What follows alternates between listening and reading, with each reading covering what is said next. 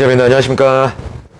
예, 말씀 이렇게 준비하면서 좀 오늘 어떤 주제로 이렇게 교제할까 이렇게 기도하던 도중에 오늘 말씀 시간은 영원한 구원이라고 하는 이러한 주제로 좀 교리적인 부분들을 다루고자 합니다. 그래서 이 주제는 우리 성도들의 이 정체성과 또 신앙의 이 평안에 영향을 미치는 중요한 이러한 주제라고 할 수가 있겠습니다. 하나님을 믿는 사람들 중에 간혹 구원받은 사람도 그 사람의 상태에 따라서 그가 얻은 구원을 상실할 수도 있다고 하는 이러한 주장을 펴는 사람들이 있습니다. 오늘 사람의 그 어떠함에 따라서 우리가 받은 구원이 상실될 수 있다고 하는 이러한 악한 교리의 이러한 배경들을 살펴보고 또 이 시간 우리들 가운데 이 바른 구원관을 정립하는 이러한 시간이 되기를 기도하는 이런 마음으로 말씀을 전하고자 합니다. 우리가 구원받은 사람이 구원을 상실할 수도 있다고 하는 이러한 교리는 특별히 우리 하나님을 자신의 소유를 이렇게 빼앗기는 이러한 무능한 존재로 인식하는 이러한 것으로부터 시작합니다. 다시 말해서 하나님에 대한 오해로부터 이제 시작된다는 것이죠. 그래서 좀 이 부분을 먼저 살펴보겠습니다. 다 같이 베드로전서 2장 9절 10절을 보겠습니다.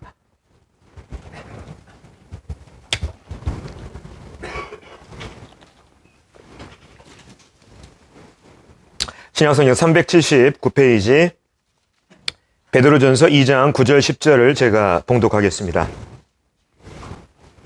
그러나 너희는 택하신 족속이요 왕같은 제사장들이요 거룩한 나라요 그의 소유가 된 백성이니 이는 너희를 어두운 데서 불러내어 그의 기이한 빛에 들어가게 하신 이의 아름다운 덕을 선포하게 하려 하심이라. 10절 너희가 전에는 백성이 아니더니 이제는 하나님의 백성이요 전에는 긍휼을 얻지 못하였더니 이제는 긍휼을 얻은 자니라.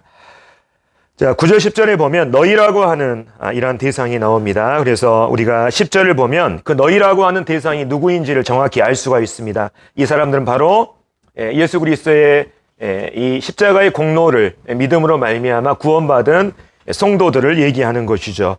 9절에 보면 그러한 성도들을 향해서 너희는 택하신 족속이고 왕같은 제사장들이고 거룩한 나라일 뿐만 아니라 그의 소유가 된 백성이라고 말씀하고 있습니다. 다시 말하면 우리 사람들이 예수님을 믿고 영접함으로 구원받게 될 때 그 즉시 일어나는 일은 뭐냐면 바로 하나님의 소유가 된다고 하는 사실이죠. 그래서 실은 여기 앉아있는 모든 성도님들은 구원받은 성도님들은 실은 현재 하나님의 소유인 것입니다. 근데 이 하나님이 어떠한 하나님이냐 우리가 이것을 잘 알 필요가 있죠. 자, 요한복음 10장 28절 29절을 보겠습니다. 내가 그들에게 영생을 주노니 영원히 멸망하지 아니할 것이요 또 그들을 내 손에서 빼앗을 자가 없느니라. 그들을 주신 내 아버지는 만물보다 크심에 아무도 아버지 손에서 빼앗을 수 없느니라.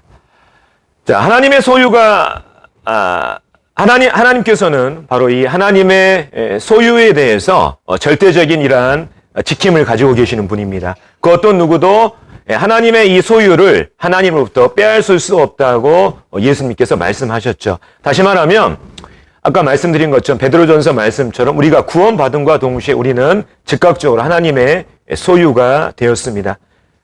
여기 요한복음 말씀에서 예수님께서 말씀하신 것처럼 하나님의 소유 안에 있는 것을 그 어떤 누구도 하나님 손에서 빼앗을 수 없다고 예수님께서 말씀하셨습니다. 그렇기 때문에 구원받은 사람들이 구원을 상실한다고 하는 이 말은 다른 말로 하나님께서 무능력하셔서 그분의 손에 있는 소유를 다른 누구에게 빼앗긴다고 하는 이러한 의미가 되는 것입니다. 실은 구원받은 사람도 자신의 어떠함에 따라서 구원을 상실한다고 하는 이 교리의 배경에는 바로 하나님을 무능력한 존재로 바라보는 이러한 인식, 또 하나님에 대한 무지로부터 시작되는 이러한 잘못된 교리라고 하는 것을 우리가 알 수가 있죠. 하나님은 그분의 소유를 절대 빼앗기지 않으시는 이러한 분입니다. 뿐만 아니라 이러한 하나님에 대한 무지, 잘못된 이러한 인식으로 말미암아 구원을 상실할 수 있다는 이러한 교리가 만들어지게 되고, 또 뿐만 아니라 이런 악한 교리가 만들어지게 된 배경에는 또 다른 이유가 있습니다. 그것은 바로 사람을 종으로 만들려고 하는 이러한 악한 의도로부터 바로 이러한 교리들이 만들어지게 되는 것이죠. 그래서 우리가 이 구원받은 사람도 그 사람이 어떠함에 따라서 이 구원을 상실할 수 있다고 하는 이 주장을 우리가 자세히 이렇게 깊이 들여다보면 어떤 의미가 담겨져 있냐면, 사람이 믿음으로 구원받지만 그 구원을 지키기 위해서는 사람의 노력과 행위가 필요하다고 하는 이러한 배경이 깔려 있습니다. 그러니까 구원은 믿음으로 받고 구원은 은혜로 받는데, 그 구원 이후에 그 구원을 지키기 위해서는 사람의 이러한 행위와 노력이 필요하다는 것이 바로 이러한 것들을 주장하는 사람들의 생각입니다. 그래서 특별히 이러한 생각들, 이러한 주장들이 우리가 성경을 보면 갈라디아 교회에 상당히 성행하고 있었거든요. 그래서 이거를 좀 전문적인 용어로 갈라디안 율법주의라고 이렇게 부르기도 합니다. 그래서 우리가 갈라디아서를 잘 읽어보면 이 갈라디아 교회 안에 바로 사도 바울이 전한 은혜의 복음 외에 다른 이상한 복음이 와서 성도들을 교란하고 또 어렵게 하는 이러한 부분들을 우리가 살펴볼 수 있는데, 좀 갈라디아서를 보면서 좀 이 부분을 살펴보도록 하겠습니다. 갈라디아서 1장 6절 7절 보겠습니다. 당시 이제 갈라디아 교회의 이 상황에 대해서 6절 7절이 잘 설명을 해주고 있는데요. 제가 읽겠습니다. 그리스도의 은혜로 너희를 부르신 이를 이같이 속기 떠나 다른 복음을 따르는 것을 내가 이상하게 여기노라. 다른 복음은 없나니 다만 어떤 사람들이 너희를 교란하여 그리스도의 복음을 변하게 하려 함이라. 그래서 이 말씀을 보면 당시 갈라디아 교회 안에 사도 바울이 전한 은혜의 복음 외에 다른 이상한 복음이 들어와서 이 교회를 어렵게 했다는 것을 우리가 알 수가 있습니다. 그렇다면 이 다른 복음의 정체가 뭐냐? 어떠한 복음이었냐? 이러한 부분이 이제 2장 16절에 잘 나와 있죠. 그래서 그 부분을 살펴보겠습니다. 그들이 전한 다른 복음이 어떤 복음이었는가? 자, 2장 16절. 사람이 의롭게 되는 것은 율법의 행위로 말미암음이 아니요 오직 예수 그리스도를 믿음으로 말미암는 줄 알므로 우리도 그리스도 예수를 믿나니 이는 우리가 율법의 행위로서가 아니고 그리스도를 믿음으로써 의롭다함을 얻으려 함이라. 율법의 행위로서는 의롭다함을 얻을 육체가 없느니라.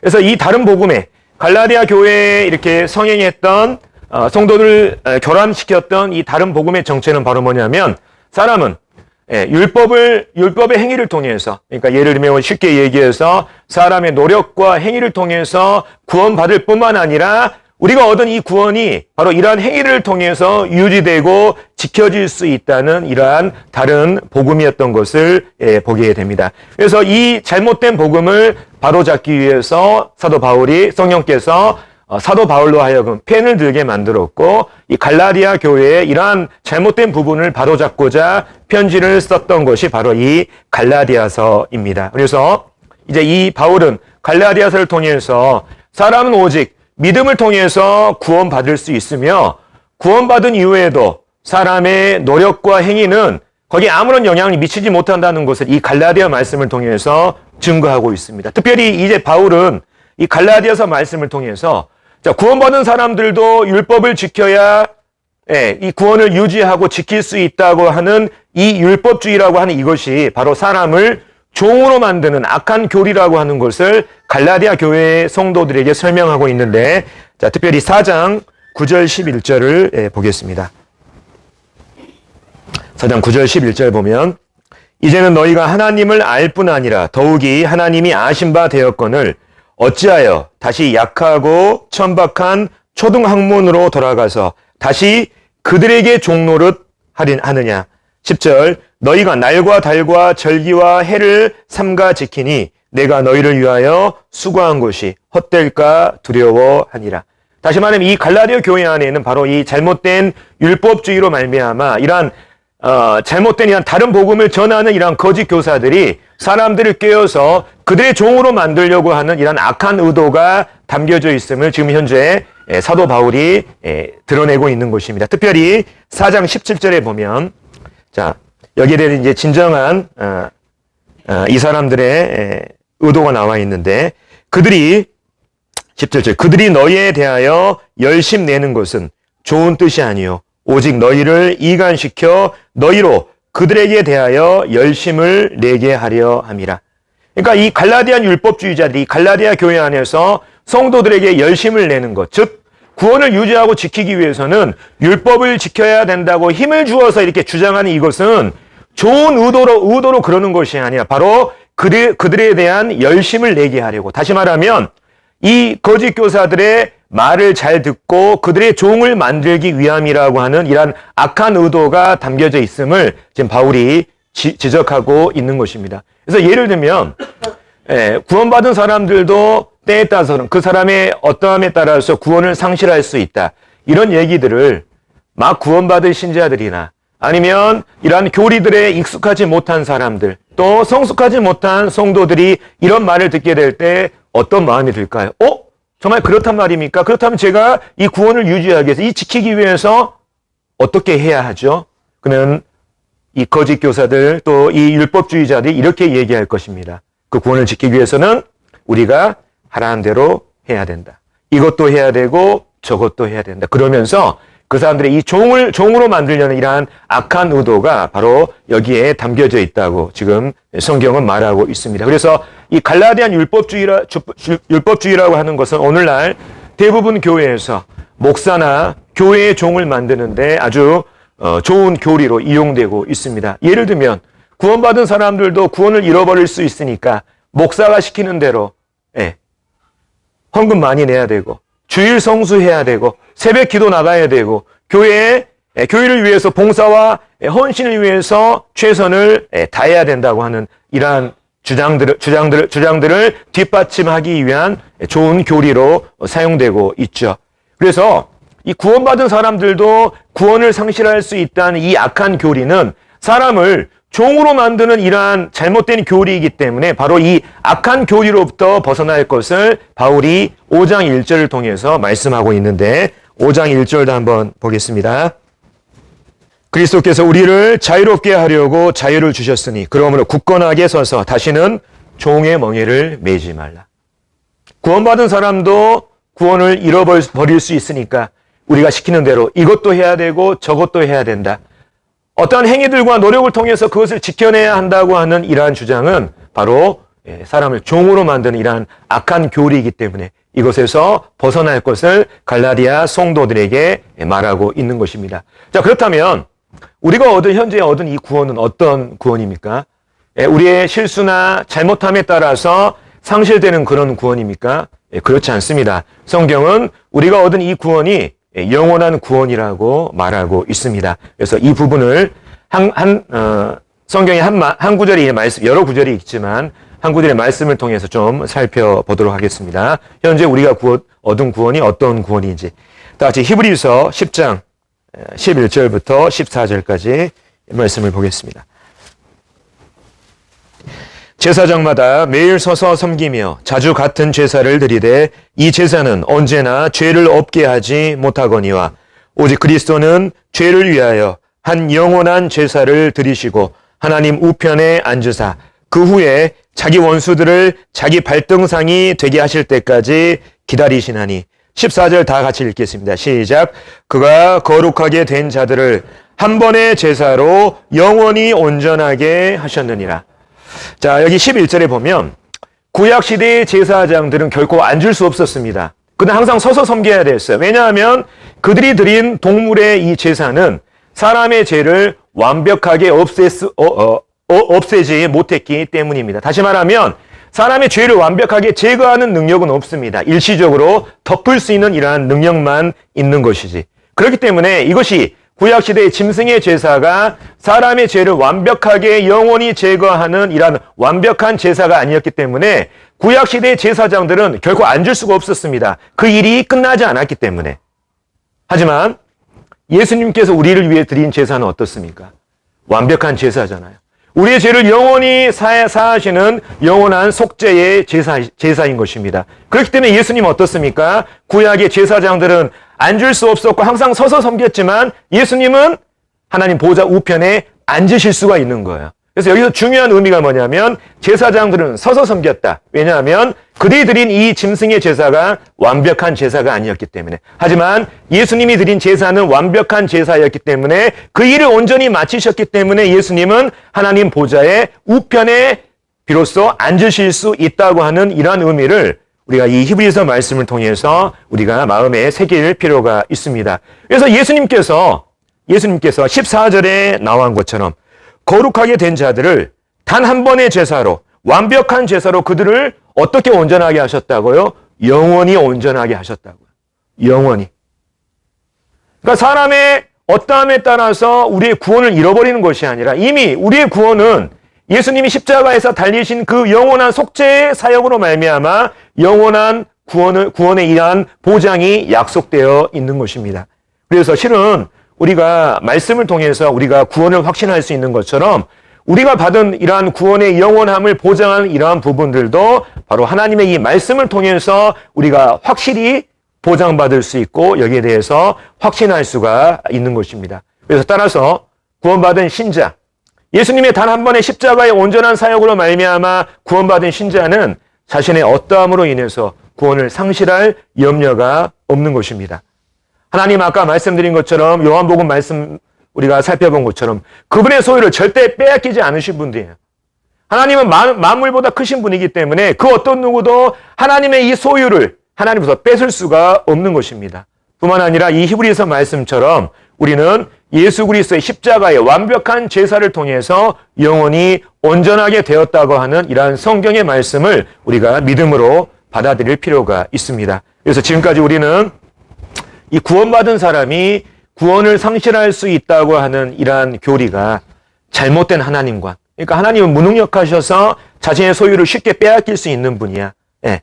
이러한 잘못된 하나님관. 뿐만 아니라 우리가 갈라디아서 말씀을 통해서 살펴본 것처럼 바로 사람을 종으로 만들려고 하는 이러한 악한 배경으로부터 나온 것을 우리가 살펴봤습니다. 그래서 우리는 이러한 율법주의, 즉 믿음 외에 다른 어떤 사람의 행위와 노력을 통해서 구원받을 수 있다거나 또 구원받은 성도가 그 노력과 행위를 통해서 그 구원을 유지하고 지킬 수 있다고 하는 이러한 율법주의를 우리가 경계해야 돼요. 뿐만 아니라 우리가 또 경계할 게 또 있습니다. 반율법주의라고 하는 것을 경계를 해야 돼요. 반율법주의라고 하는 건 뭐냐면 우리가 구원받았으니까 이 법에 상관없이 우리가 마음대로 살아도 된다고 하는 이러한 태도를 말하는 것입니다. 그래서 더 이상 구원받았으니까 하나님의 계명을 지킬 필요가 없다든지 우리가 교회 안에서 하나님 앞에 행하는 모든 것들을 율법의 행위로 보고 그런 행위들을 일체 거부하는 이러한 태도를 말하고 있습니다. 그래서 실은 구원받은 사람도 구원을 상실할 수 있다고 하는 이런 교리가 나오는 배경에는 어떠한 것도 한몫을 하냐면 구원받은 사람이 성도로서 제대로 살지 못하기 때문에 그런 주장들이 나오는 거예요. 구원받은 사람이 하나님의 자녀로서 똑바로 살지 못하기 때문에 어떻게 저 사람이 구원받은 사람이라고 할 수 있겠는가. 이러한 인식들이 있잖아요.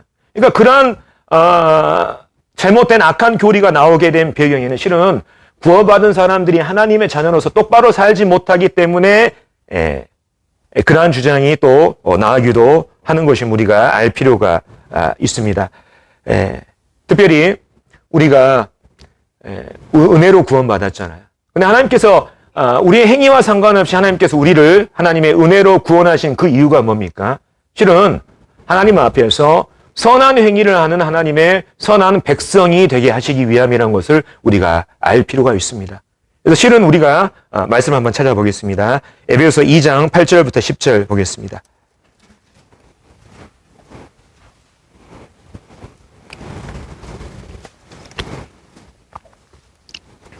(2장 8절, 9절, 10절을) 제가 읽을 텐데 우리는 보통 2장 8절과 9절에서만 머무릅니다. 근데 중요한 말씀이 10절이에요. 10절. 왜 하나님이 우리를 구원하셨냐? 은혜로. 자, 읽겠습니다. 2장 8절 9절. 너희는 그 은혜에 의하여 믿음으로 말미암아 구원을 받았으니 이것은 너희에게서 난 것이 아니요 하나님의 선물이라. 행위에서 난 것이 아니니 이는 누구든지 자랑하지 못하게 함이라. 10절. 우리는 그가 만드신 바라 그리스도 예수 안에서 선한 일을 위하여 지으심을 받은 자니 이 일은 하나님이 전에 예비하사 우리로 그 가운데서 행하게 하려 하심이니라. 하나님이 우리를 은혜로 구원하신 이유는 뭡니까? 하나님 안에서 선한 일을 열심히 하는 이런 하나님의 백성이 되게 하기 위해서 우리를 구원하셨다고 하는 이것을 우리가 알 필요가 있습니다. 뿐만 아니라 뒤로 넘기셔서 디도서 2장 14절 보겠습니다. 2장 14절. 그가 우리를 대신하여 자신을 주심은 모든 불법에서 우리를 속량하시고 우리를 깨끗하게 하사 선한 일을 열심히 하는 자기 백성이 되게 하려 하심이라. 하나님 우리를 구원하신 목적이 뭐라고요? 우리를 단지 천국에 가려고 우리를 구원시킨 게 아니에요. 이 땅에서 하나님의 이 선한 일을 열심히 하는 이러한 사람으로 삼으시기 위해서 우리를 구원하셨다고 하는 이 사실을 우리가 알 필요가 있습니다.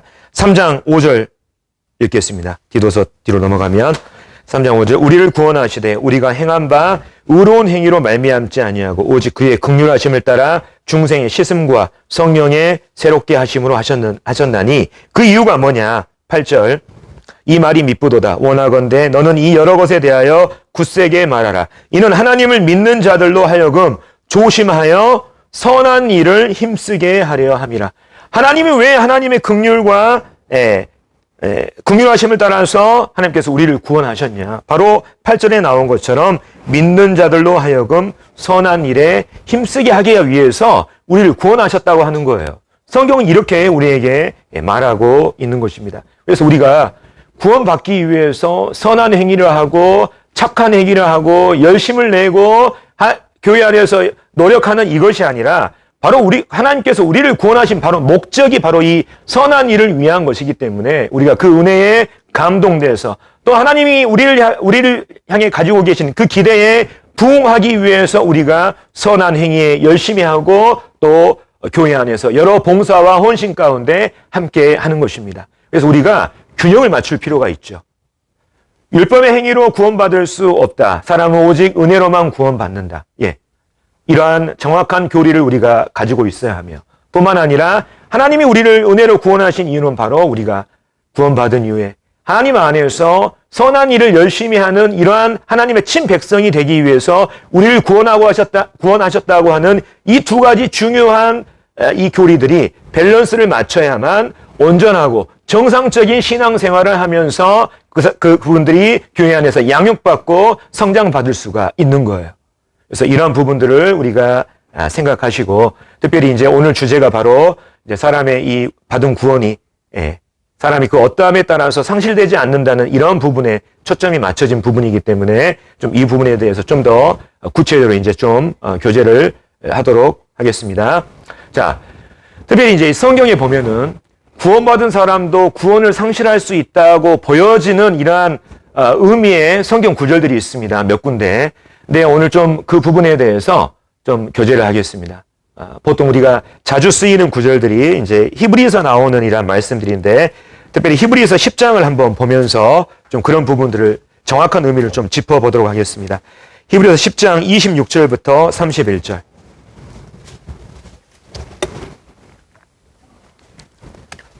신약성경 364페이지입니다. 히브리서 10장 26절부터 31절.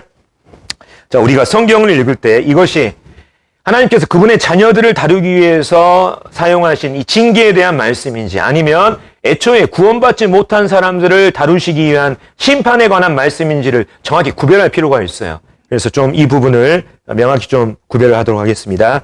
히브리서 10장 26절부터 31절. 자, 우리가 진리를 아는 지식을 받은 후 짐짓 죄를 범한 즉 다시 속지 않은 제사가 없고 오직 무서운 마음으로 심판을 기다리는 것과 대적하는 자를 태울 맹렬한 불만 있으리라. 모세의 법을 폐한 자도 두세 증인으로 말미암아 불쌍히 여김을 받지 못하고 죽었거든 하물며 하나님의 아들을 짓밟고 자기를 거룩하게 한 언약의 피를 부정한 것으로 여기고 은혜의 성령을 욕되게 하는 자가 당연히 받을 형벌은 얼마나 더 무겁겠느냐. 너희는 생각하라. 원수 갚는 것이 내게 있으니 내가 갚으리라 하시고 또다시 주께서 그의 백성을 심판하리라 말씀하신 것을 우리가 아노니 살아계신 하나님의 손에 빠져 들어가는 것이 무서울진저. 자, 여기 우리가 방금 읽은 이 말씀은 구원받은 사람도 때에 따라서는 구원을 상실할 수 있다고 하는 이러한 근거로 자주 이용되는 이러한 말씀입니다. 그래서 먼저 이제 결론적으로 말씀드리자면 이 말씀은 구원받은 사람도 구원을 잃어버릴 수 있다고 하는 이런 구원 상실에 관한 말씀이 아니에요. 이 말씀의 진정한 의미는 뭐냐면 하나님께서는 때로 그분의 자녀들, 그분의 백성들을 징계하시기도 하신다고 하는 이러한 말씀이고 그 중에서 하나님의 징계의 방법 중에 어떠한 방법을 지금 소재로 사용하고 있냐면 성도의 죽음이라고 하는 이러한 소재를 사용하고 있는 것입니다. 그래서 이 부분을 좀 더 구체적으로 설명을 하겠습니다.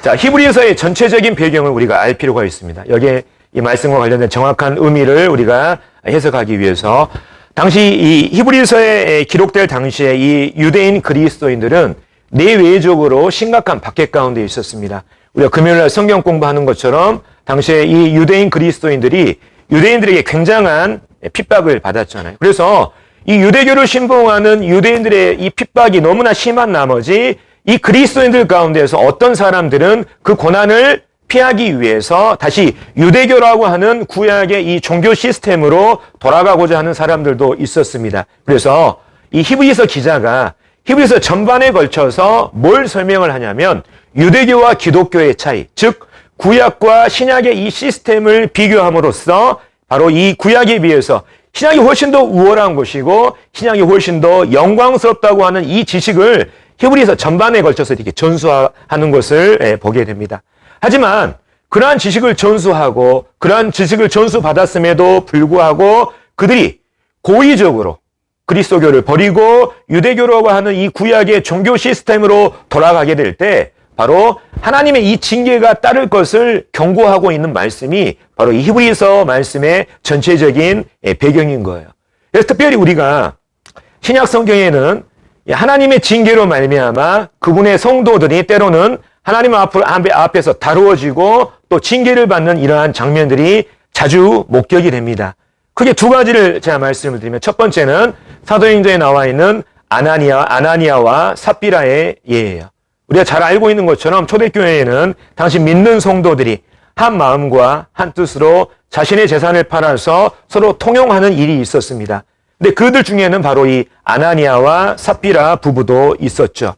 자, 그들은 자신의 소유 중에 얼마를 감춰서 사도들 앞에 나아갔다가 죽음을 맞이했습니다. 그들은 돈을 사랑해서 죽은 게 아니에요. 그들이 죽은 이유는 성경에 분명히 나와 있습니다. 성령을 속이려고 한 이제. 그래서 여기서 속이다고 하는 성령을 그들이 시험하다가 죽임을 당했다고 성경은 나와 있는데 여기 시험하다에 쓰인 영어 단어가 테스트입니다. 테스트.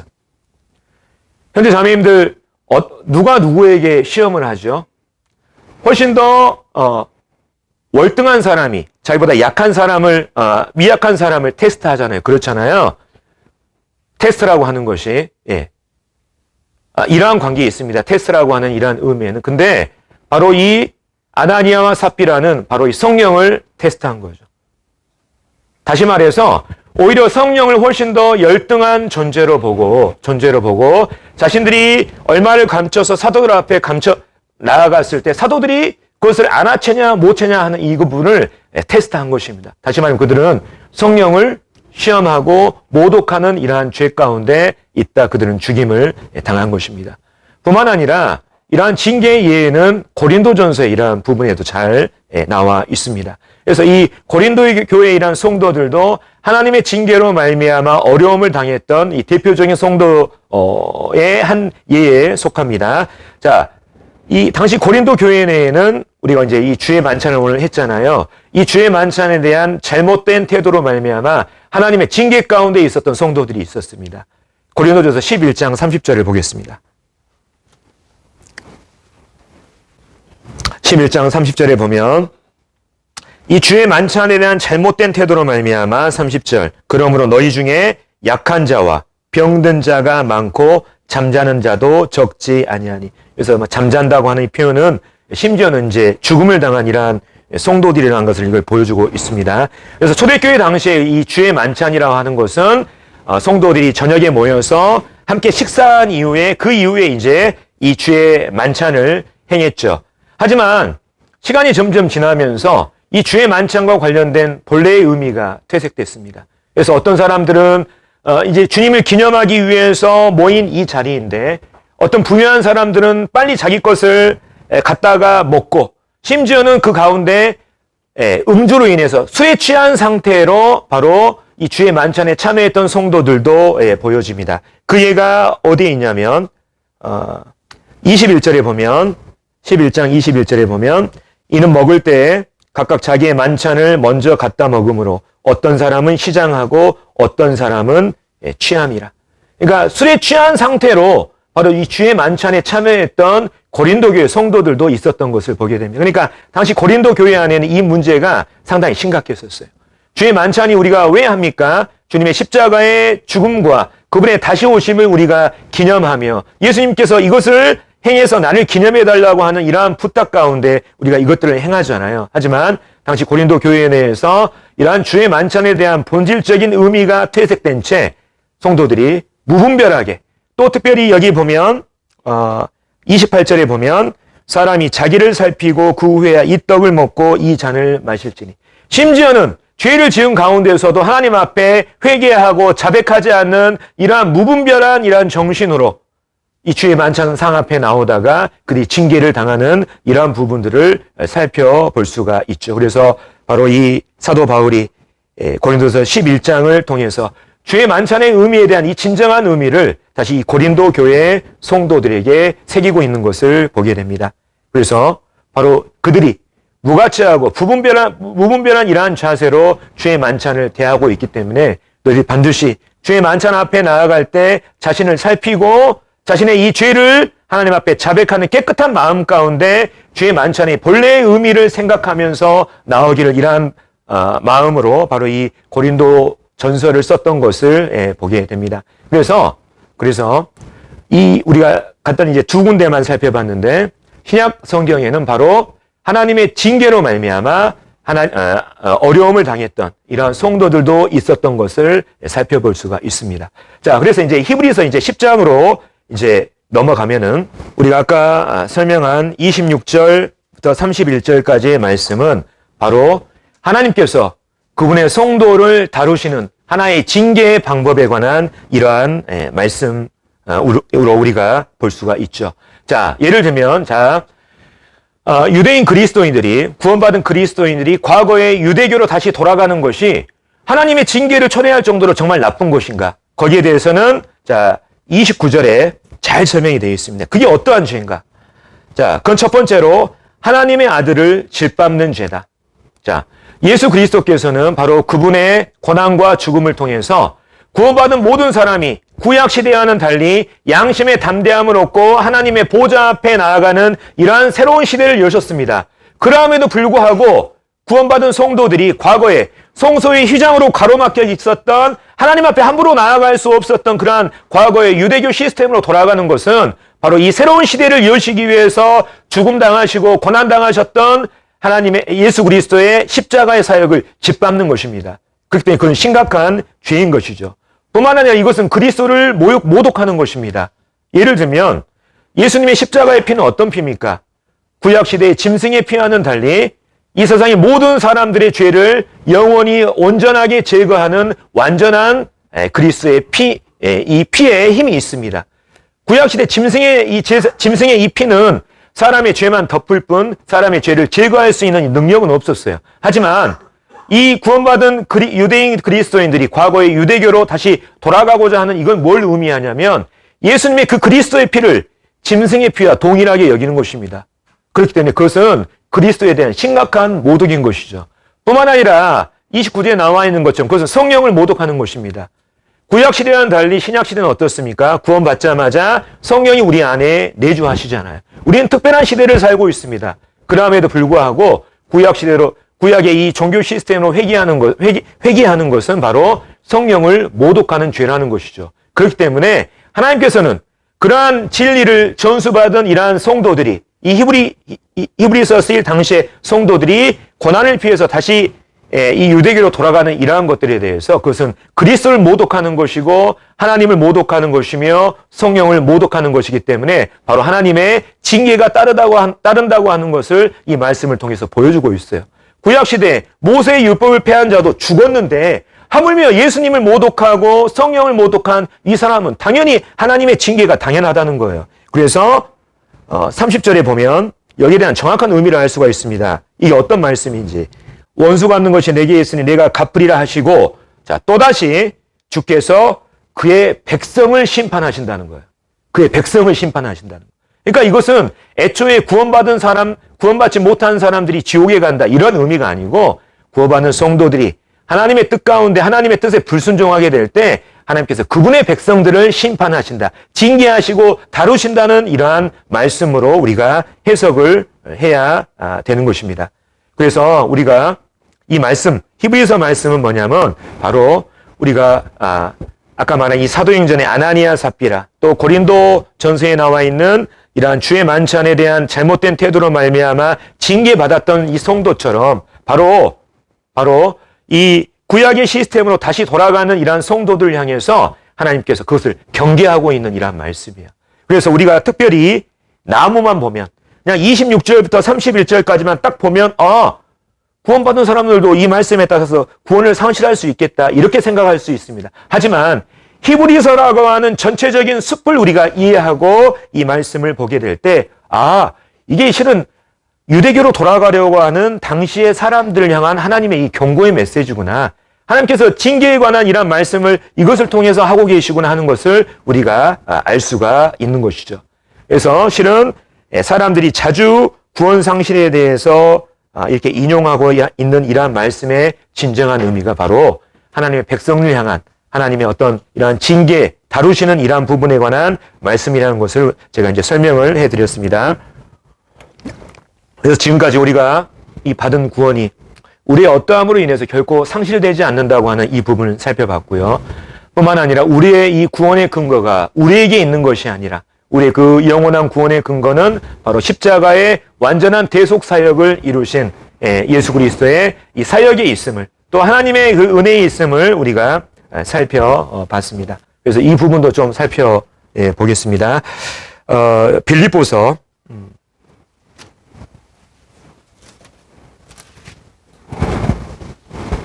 1장 23절. 내가 그 둘 사이에 끼었으니 차라리 세상을 떠나서 그리스도와 함께 있는 것이 훨씬 더 좋은 일이라 그렇게 하고 싶으나.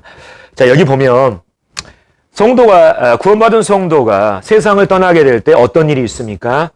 일종의 대기 장소로 가나요? 그렇지 않습니다. 성경은 바로 주님 품으로 가는 거예요. 우리가 보통 낙원에 가서 대기하고 있다가 천국으로 간다고 하는 이러한 것으로 아는 분들이 많은데 절대 그렇지 않습니다. 그 낙원이라고 하는 그곳이 어디냐? 주님이 계신 곳이에요. 네. 성도는 바로 죽으면, 이 땅에서 죽음을 맞이하게 될 때 어디로 가게 되냐면 바로 주님 품으로 가게 되는 것입니다. 그리고 그 주님 품은 어떤 곳이냐? 23절에 나와 있는 것처럼 훨씬 더 좋은 곳입니다. 이 세상에서 삶을 살고 있는 것보다 주님 품으로 가는 것이 훨씬 더 좋은 것이라고 바울은 지금 말하고 있는 것이에요. 뿐만 아니라 이제 다른 말씀도 한번 보겠습니다. 고린도후서 5장 8절. 우리가 담대하여 원하는 바는 차라리 몸을 떠나 주와 함께 있는 그것이라. 자, 사람이 죽음을 맞이하면, 즉 몸을 떠나면 어떻게 됩니까? 여기 나와 있는 것처럼 주와 함께 있게 되는 거예요. 어디 일정한 대기 장소로 가서 부활을 기다리다든지 이것이 아니고, 사람 죽게 되면 바로 바울은 몸을 떠나게 되면 주와 함께 있게 된다고 말하고 있습니다. 근데 왜 이러한 것들을 우리가 쉽게 얘기할 수 있냐? 8절에 보면 담대하게 이것을 말할 수 있다. 이렇게 사도 바울은 얘기하고 있잖아요. 이 죽음에 대해서, 성도의 죽음에 대해서 어떻게 우리는 담대하게 말할 수 있느냐? 바로 오늘 우리가 설명한 것처럼 하나님께서 우리에게 주신 이 구원이 우리의 어떠함에 따라서 쉽게 상실되는 그것이 아니고, 그것은 하나님의 은혜와 예수 그리스도의 십자가의 이 온전한 사역에 말미암은 것이기 때문에 그렇습니다. 뿐만 아니라 우리가 죽음을 맞이하게 될 때 이 세상보다 훨씬 좋은 우리 주 예수 그리스도의 품으로 가기 때문에 사도 바울을 비롯한 여기에 있는 모든 성도들이 성도의 죽음에 대해서 담대하게 외칠 수 있는 거예요. 죽음에 대해서. 우리에게 주님 품으로 가는 영광이 있고, 장차 예수 그리스도께서 다시 오실 때 그분의 영광의 몸의 형체로 부활되는 이 부활의 소망이 있기 때문에 우리는 이러한 슬픈 상황에서도 하나님께 감사하고 찬양할 수 있는 것이며, 이러한 것들을 담대하게 선포할 수가 있는 것입니다. 세상 사람들은 절대 이렇게 하지 못합니다.